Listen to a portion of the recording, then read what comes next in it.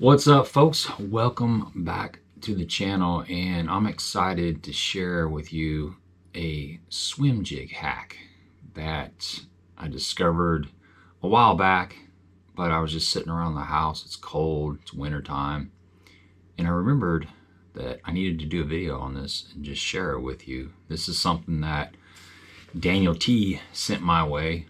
He kept texting me about just doing little modifications to a swim jig to make them better. And he had taken a couple swim jigs by Cumberland Pro Lures and added a little something special to them. And he sent them my way. So we're gonna talk about this little hack. Swim jig is one of my favorite ways to catch fish for sure. You know, it goes right in there with the spinnerbait and a bladed jig. You need a swim jig on the deck when the fish are biting. Those other presentations, and the swim jig is just a little bit sneaky. And another way I really like to catch fish is with an underspin. And so this hack kind of combines the swim jig and the underspin. So let's get into it.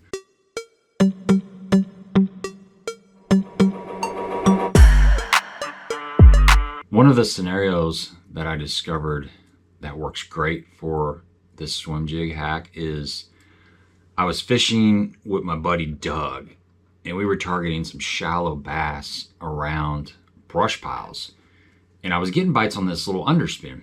You know, I actually had a bigger swim bait on this. I had like a 3.8, I believe, on this. This is a little bit smaller one. But this little underspin was getting some bites, but I kept getting it hung up. You know, the fish were sitting right in the brush piles and these stake beds and these treetops, the tips of the laydowns and stuff. And you know, I'd get some bites, but I kept getting hung up because obviously there's no kind of weed guard.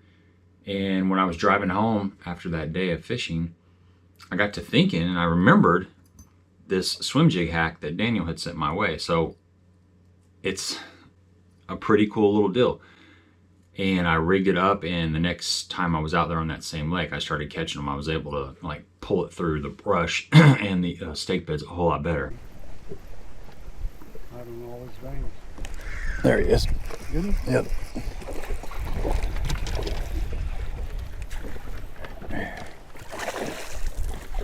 Good job, buddy. Gotta keep casting. All right, that one goes in the bucket.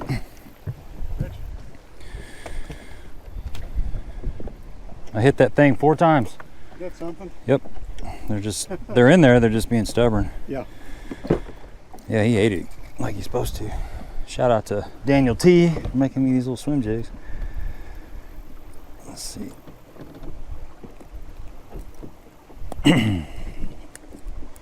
Got it, thanks. All this is a 3/8 ounce Bama swim jig by Cumberland Pro Lures. And you can see this little dropper blade. This is actually made by Picasso, and it's called their single barrel underspin spare harness. You can add this to pretty much any bait you want and give it a little bit of bling. It's got a Sampo swivel on there, so it spins with very little forward motion. It works great with this Bama swim jig by Cumberland Pro Lures because this swim jig is already poured. The head is poured to harness or to accommodate a rattle. This thing's got an acoustic element. It's got a rattle in there. You see that rattle in there?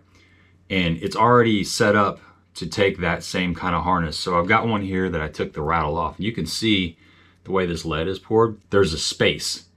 You've got the front of the jig, and then you've got a space, and then you've got your barb for your trailer.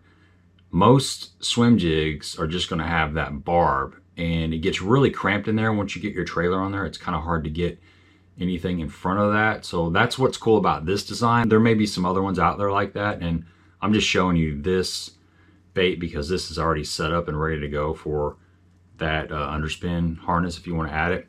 But I've taken the rattle off of that, and you can see how that thing just slides right up there because it's got a little hole in it in the band, and you slide that little band up the hook and it pops right in there to get that, you know, that little bling on your swim jig. This blade comes in, I think it comes in like a nickel and a gold, and they have 2 different sizes. They have the original, which it says is set up for a 2/0 hook or smaller, and then the modified, which is a 3/0 hook or bigger. And that's what this is. This is the modified because this thing comes with a 3/0 hook. The cool thing about this setup is it gives you a lot of versatility. You get the weedlessness of a swim jig. You can swim this thing through wood, grass, pretty much any cover that you want, but you also get that little bit of flash like you do on an underspin. This is, I believe it's probably like a size 2 willow leaf, gold and nickel.